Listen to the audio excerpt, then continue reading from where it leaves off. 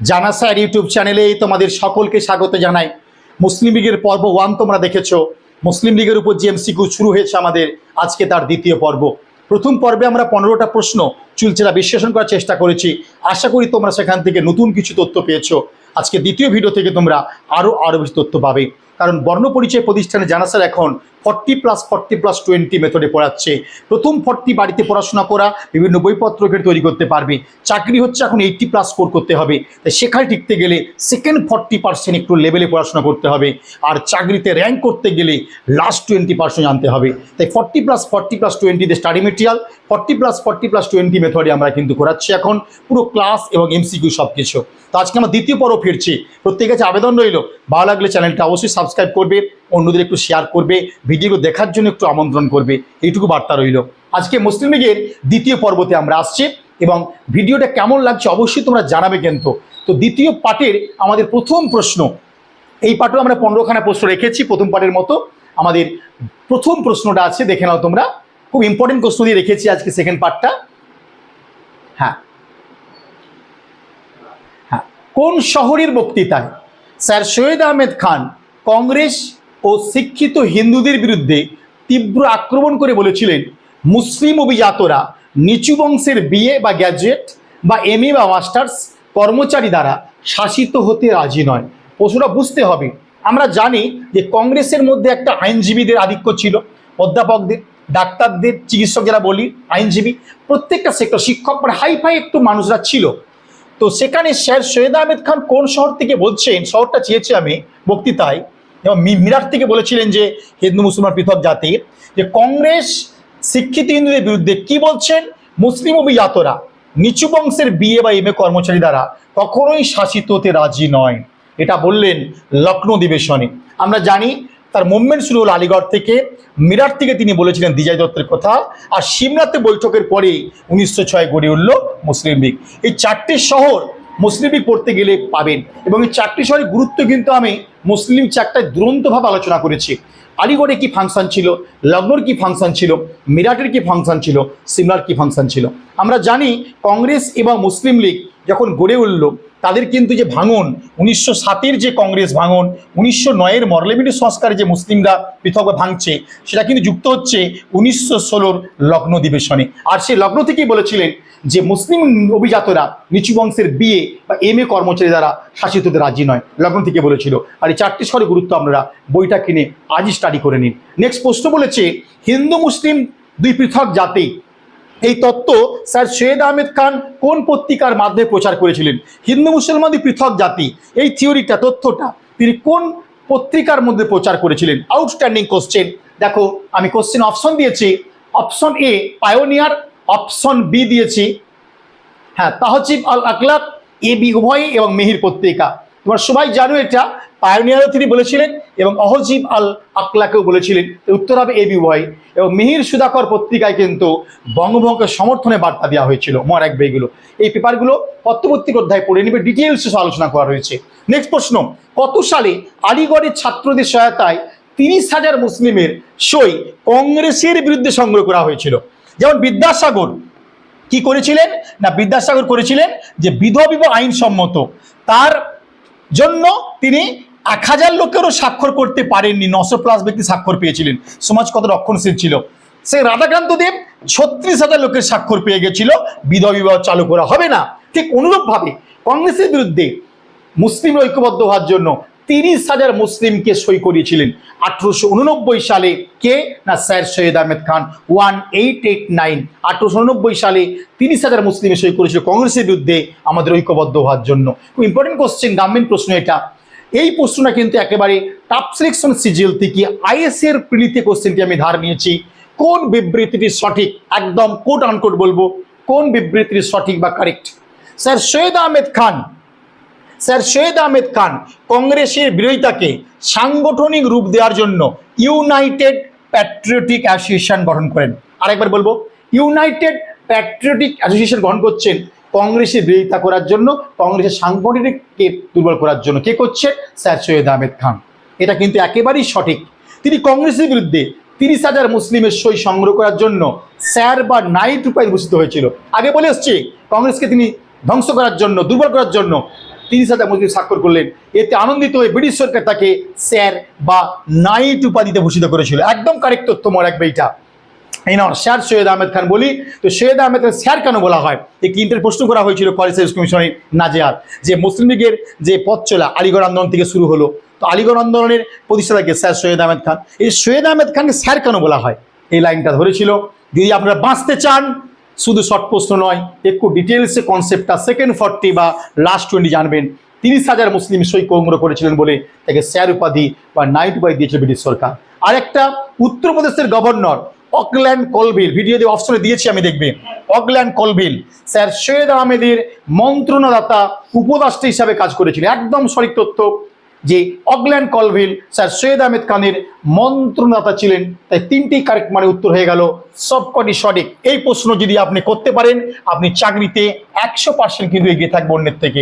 Next প্রশ্ন, 1906 সালে সিমলাতে আগা খানের নেতৃত্বে যে একটা দল গিয়েছিল, প্রতিনিধি দল, দ্বিতীয় মিন্টুর কাছে, সেই প্রতিনিধি দলকে ভারতীয় মুসলমানদের বা মুসলিমদের প্রতিনিধি দল বলা হোক বা মর্যাদা দেওয়া হোক, এ কথা দ্বিতীয় মিন্টুকে আবদার করছেন, দাবি করছেন। হেয়ার কি চমৎকার প্রশ্ন, আমরা এইটুকু বইয়ে পাই। সিমলাতে 1906 সালের অক্টোবর মাসে দ্বিতীয় মিন্টের সঙ্গে এই তৃতীয় মোহাম্মদ শাহ, যাকে আমরা আ খান নামে চিনি, একটা বৈঠক প্রতিনিধি দল দেখা করতে গিয়েছিল। কারেক্ট কারেক্ট, ভুল নয়। এবং সেই প্রতিনিধি দলকে ভারতীয় মুসলিমদের প্রতিনিধি দল এই ডেজিগনেশন দেওয়া হোক, এই নামে চিহ্নিত করা হোক, এটা কি বলছেন? হেয়ার দ্বিতীয় মিন্টু। কি চমৎকার প্রশ্ন, একদম গভর্নমেন্ট প্রশ্ন। সত্যি একটা প্রতিনিধি দল যায়, সেই প্রতিনিধি দলকে ভারতীয় মুসলিমদের প্রতিনিধি দল বলা হোক, কে বলছেন? কার্জন। হেয়ার দ্বিতীয় মিন্টু, একটা ওকার দিলে ভালো হয়, দ্বিতীয় মিন্টু এবং অকল্যান্ড কলভিল, অবশ্যই উত্তর নেব আমরা। হেয়ার তারপরে কোশ্চেনটা চমৎকার, ডানলপ স্মিথ কে ছিলেন? কি ভালো একটা প্রশ্ন, চাকরি পাওয়ার মতো প্রশ্ন। ডানলপ স্মিথ কে ছিলেন? বড়লাট দ্বিতীয় মিন্টের প্রাইভেট সেক্রেটারি, একদম উত্তর কারেক্ট। কার্জনের প্রাইভেট সেক্রেটারি, আগা খানের প্রাইভেট সেক্রেটারি, সলিমুল্লাহের প্রাইভেট সেক্রেটারি। উত্তর পেয়ে গেছি আমরা। ডানলপ স্মিথ ছিলেন বড়লাট দ্বিতীয় মিন্টের ব্যক্তিগত সচিব বা প্রাইভেট সেক্রেটারি। নেক্সট প্রশ্ন, কোন বিবৃতিটি সঠিক? আউটস্ট্যান্ডিং কোশ্চেন, কোন বিবৃতি সঠিক? 1906 সালের 30 ডিসেম্বর ঢাকায় বুড়িগঙ্গা নদীর তীরে আহসান মঞ্জিল ভবনে একটি মুসলিম সম্মেলন আহ্বান করেন ঢাকার নবাব সলিমুল্লাহ। 1906 সালে 30 ডিসেম্বর ঢাকায় বুড়িগঙ্গা নদীর তীরে আহসান মঞ্জিল ভবনে একটি মুসলিম সম্মেলন আহ্বান করেছিলেন ঢাকার নবাব সলিমুল্লাহ। একদম কারেক্ট। আরেকটা অপশন দিয়েছি, ঢাকা সম্মেলনে যুগ্ম সম্পাদক হয়েছিলেন দুজন, মহসিনুল মুলক এবং ভিকারুল মুলক। একদম কারেক্ট। ওই সম্মেলনে লীগের সদস্য পদের যোগ্যতার শর্ত ঠিক করে দেওয়া হয়েছিল, বছরে 500 টাকা আয় থাকতে হবে এবং 25 টাকা সদস্য পদের চাঁদা দানের ক্ষমতা থাকতে হবে। একদম কারেক্ট। তাহলে আহসান মঞ্জিল ভবনে একটা বৈঠক হলো, প্রথম বৈঠকে দুজন যুগ্ম সম্পাদক হয়েছিলেন, মহসিনুল মুলক এবং ভিকারুল মুলক। কারেক্ট। এবং লীগের মেম্বারশিপ পেতে গেলে লাস্ট পয়েন্টটা আউটস্ট্যান্ডিং, বছরে 500 টাকা থাকতে হবে আয়, 25 টাকা সদস্যপদ চাঁদা ধার্য করতে হবে। আমরা জানি কংগ্রেসে যেমন 1920 সালের নাগপুর অধিবেশনে বলা হয়েছিল, কংগ্রেসের মেম্বার পদ পেতে গেলে 25 পয়সা করে চাঁদা ধার্য করা হবে, কারণ গান্ধীজি তার মাস মুভমেন্ট বা অসহযোগ আন্দোলন শুরু করেছিল। তাই 1920 সালে কংগ্রেস তার অধিবেশনে নাগপুরে 25 পয়সা চাঁদা ধার্য করেছিল। সেখানে 1906 সালে বলছে 25 টাকা চাঁদা, অতএব হাইফাই মানুষ ছাড়া মুসলিম যোগদান করতে পারতো না। 3টি সঠিক, মানে উত্তর হয়ে গেল সবকটি সঠিক। নেক্সট প্রশ্ন, কোন বিবৃতিটি ভুল? আরেকবার, কোন বিবৃতিটি ভুল? প্রত্যেকটা পাঠ তোমাকে জানতে হবে। 1907 সালে মুসলিম লীগের সদস্য সংখ্যা ছিল 400 জন। একদম কারেক্ট। মুসলিম লীগ তার বিদেশে প্রথম শাখা খুলেছিল 1908 সালে ইংল্যান্ডের ওয়েস্টমিনিস্টার শহরে। এটাও কারেক্ট। আবারও বলবো, 1906-এ মুসলিম লীগ প্রতিষ্ঠা হলেও তার বিদেশি শাখা খোলা হচ্ছে কোথায়? ওয়েস্টমিনিস্টার শহর 1908-এ। ভালো করে মনে রাখবে, ওয়েস্টমিনিস্টার শাখা যে বিদেশে প্রথম খোলা হলো ইংল্যান্ডে, তার সভাপতিত্ব করলেন সেই সৈয়দ আমের আলী। ওটাও কারেক্ট। কোন বিবৃতি ভুল? সবগুলো সঠিক বলা আছে, মানে উত্তর হয়ে গেল নান অফ দিস বা কোনটাই নয়। মনে রাখবে, মুসলিম লীগের মুখপত্র হিসাবে কোন পত্রিকাটি পথ চলা শুরু করেছিল? Pioneer, Tahzib al Akhlaq, Star of India এবং সুধাকর। উত্তর হবে Star of India. Muslim League 1906 প্রতিষ্ঠার জন্য সিমলাতে একটি বৈঠক হয়, ভালো করে মনে রাখবে। ঢাকাতে এরা প্রতিষ্ঠা হয়, লখনৌতে এরা সদর দপ্তর করেছিল, ভালো করে মনে রাখবে। আর এদের সদর দপ্তর লখনৌ থেকে প্রকাশ পেত স্টার অফ ইন্ডিয়া। বৈঠক হয় সিমলা, প্রথম অধিবেশন ঢাকা এবং লখনৌতে বসেছিল এদের সদর দপ্তর বা হেডকোয়ার্টার অফিসটি এবং স্টার অফ ইন্ডিয়া ছিল এদের মুখপত্র। নেক্সট প্রশ্ন, মুসলিম লীগের নতুন সংবিধান। আমরা জানি 1906 সালে মুসলিম লীগ প্রতিষ্ঠা হয় এবং 1908 এরা বিদেশ হায়া করলো। এদের নতুন সংবিধান তৈরি হলো। 1906 যে নিয়মে তৈরি হয়েছিল তাকে আর আধুনিক করে 1913 সালে নতুনভাবে সংবিধান গৃহীত করলো মুসলিম লীগ 1913 সালে। একটু ব্যাখ্যার প্রয়োজন হয়ে পড়েছে। এই সংবিধানে মুসলিম লীগের স্বায়ত্তশাসনের অধিকার অর্জনের লক্ষ্য নেওয়া হয়েছিল। ভালো করে মনে রাখবে, যে স্বায়ত্তশাসন অর্জনের কথা প্রথম বলছিল রিপন ভারতবর্ষে 1913 সালে মুসলিম লীগের ঢাকা অধিবেশনে সভাপতিত্ব করলেন ফজলুল হক। তাই 13 সালে মুসলিম লীগের সেশন হয়েছিল কোথায় আমাকে আর বলতে হচ্ছে না, সেই অধিবেশনে সভাপতিত্ব করেছিল সেই শেরি বেঙ্গল নামে পরিচিত ফজলুল হক। 1913 সালে এই নতুন সংবিধান গ্রহণে বড় ভূমিকা নিয়েছিলেন। আরেকটা প্রশ্ন, ইম্পর্টেন্ট প্রশ্ন, সহজ প্রশ্ন, কত সালে কংগ্রেস মুসলিম লীগ যৌথ অধিবেশন লখনৌতে অনুষ্ঠিত হয়েছিল? আমি বলে এসেছি 1907 যে কংগ্রেস ভাঙন এবং 1909 যে পার্লামেন্টের সংস্কারের মধ্য দিয়ে মুসলিমদের পৃথক নির্বাচনের দাবি, সেই জন্য কংগ্রেস এবং মুসলিম দূরত্ব বেড়ে যায়।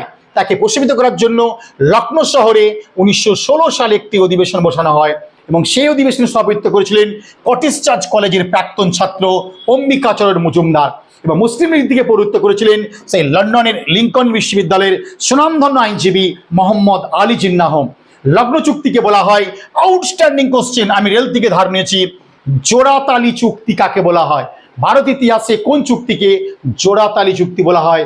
লখনৌ চুক্তিকে, যেখানে পৌরোহিত্য করছেন লখনৌ অধিবেশনে অম্বিকাচরণ মজুমদার এবং মুসলিম লীগ থেকে পৌরোহিত্য করছেন মোহাম্মদ আলী জিন্নাহ। এর দ্বারা মুসলিম বিচ্ছিন্নতাবাদের সমস্যার কোনো সমাধান হয়নি বলে একে জোড়াতালি চুক্তি বলা হয়। ডক্টর লাল বাহাদুরের মতে দ্য মুসলিম গ্রন্থটা বলকে পড়তে পারো, দ্য মুসলিম লীগ বিখ্যাত গ্রন্থ লাল বাহাদুরের, সেই মুসলিম লীগ গ্রন্থে বলছেন সাম্প্রদায়িক সমস্যার সমাধানে লখনৌ চুক্তি কার্যকর হবে। কংগ্রেসের এই বিশ্বাস ছিল একটা আত্মপ্রবঞ্চনা বা সেলফ ডিলুশন, এটা বলছেন লাল বাহাদুর। নেক্সট প্রশ্ন, 1938 সালে নেক্সট প্রশ্ন 1938 সালে মুসলিম লীগের কোন অধিবেশনে মুসলিম লীগ কংগ্রেসের বিরুদ্ধে তীব্র প্রচার চালাতে শুরু করেছিল? 1938 সালে মুসলিম লীগের লখনৌ অধিবেশনে তীব্রভাবে প্রতিবাদ করলো, কংগ্রেসের বিরুদ্ধে আক্রমণ শানালো। কারণ সুভাষচন্দ্র বসু 1938 সালে হরিপুরাদের সভাপতি হলে কংগ্রেসের যৌবন, কংগ্রেসের ক্ষমতা যেন নবরূপে আবির্ভূত হয়েছিল। এই সময় কি করা হলো? তীব্র প্রচার চালানো হলো মুসলিম লীগের তরফ থেকে মোহাম্মদ আলী জিন্নাহর নেতৃত্বে, যাতে কোনোভাবে কংগ্রেস ক্ষমতায় হতে না পারে। তাই 1938 লখনৌ থেকে তীব্র প্রচার চালালো মুসলিম লীগ, ভালো করে মনে রাখবে। নেক্সট প্রশ্ন, 1939 সালে সুভাষ যখন দ্বিতীয়বার সভাপতি হচ্ছে, এই সময় হতাশাগ্রস্ত হয়ে জওহরলাল নেহেরু কে 1939 সালে হতাশাগ্রস্ত হয়ে রাজেন্দ্র প্রসাদকে কি বললেন? আমরা মুসলিম জনসাধারণের মধ্যে সাম্প্রদায়িকতা ও কংগ্রেস বিরোধিতা দূর করতে ব্যর্থ হয়েছি। কংগ্রেস বিরোধিতা দূর করতে আমরা ব্যর্থ হয়েছি এবং মুসলিম জনসাধারণের মধ্যে যে সাম্প্রদায়িকতা সেটাও আমরা ব্যর্থ হয়েছি দূর করতে। কে বলছেন? জওহরলাল নেহেরু হতাশগ্রস্ত হয়ে বিহারের গান্ধী নামে পরিচিত রাজেন্দ্র প্রসাদকে কিন্তু বলেছিলেন। আউটস্ট্যান্ডিং প্রশ্ন, নিষ্কৃতি দিবস বা ডেলিভারেন্স ডে পালিত হয় কবে? না আমরা জানি 1939 সালে যখন একের পর এক প্রদেশ থেকে কংগ্রেস মন্ত্রিসভা প্রত্যাহার করছে, তাতে আনন্দিত হয়ে মোহাম্মদ আলী জিন্নাহ 1939-এর 22শে ডিসেম্বর ডে অফ ডেলিভারেন্স বা নিষ্কৃতি দিবসের ডাক দিয়েছিলেন। আজকে লাস্ট প্রশ্ন, কার ঘোষণাপত্রকে মুসলিম ও সংখ্যালঘুদের জন্য সনদ বা চার্টার বলা হয়? আরেকবার বলবো, কার ঘোষণাপত্রকে? আমরা জানি 1940 সালে 8ই আগস্ট তারিখে লিল্লিদু একটি প্রস্তাব দিয়েছিল, যে প্রস্তাবের কে চ্যালেঞ্জ করিয়ে 1942 সালে 8ই আগস্ট গান্ধীজি ভারত ছেড়ে আন্দোলন শুরু করেছিল। আর এই আগস্ট অক্টোবরকে চ্যালেঞ্জ করা হয় 1940 সালে বিহারের রামগড় অধিবেশনে সভাপতিত্ব করেছিল মৌলানা আবুল কালাম আজাদ। সেই অধিবেশনে 40 সালে যে লিল্লিদু প্রস্তাব 8ই আগস্ট দিয়েছিল বলে একে আগস্ট প্রস্তাব বলা হয়, লিল্লিদুর নামে এটাকে লিল্লিদু প্রস্তাব বলা হয়। সেই প্রস্তাবকে বলছে মুসলিম ও সংখ্যালঘুদের জন্য একটা সনদ, ভালো করে মনে রাখবে। আউটস্ট্যান্ডিং কোশ্চেন, বাকি অপশন তোমরা দেখে নিতে পারো। তো আজকে দ্বিতীয় ভিডিওতে আমাদের এই পর্যন্ত রইল। কেমন লাগছে তোমরা প্রত্যেকে জানিও এবং ভিডিও যদি ভালো লাগে তোমরা একটু সাবস্ক্রাইব করে নিও। এবং তোমরা এই লেভেলের তথ্য পেতে গেলে যে বইয়ের ছবিগুলো স্ক্রিনে আসছে বা এই লেভেল প্রশিক্ষণ পেতে গেলে তোমরা জানা স্যারের নাম্বারে যোগাযোগ করে নতুন ব্যাচে চলে আসতে পারো। তোমরা নির্বিধায় ইতিহাস সাবজেক্ট কিনে অনেক দূরে এগোতে পারবে। আজকে এই পর্যন্ত রইল, ভালো থাকবে সবাই, বাই।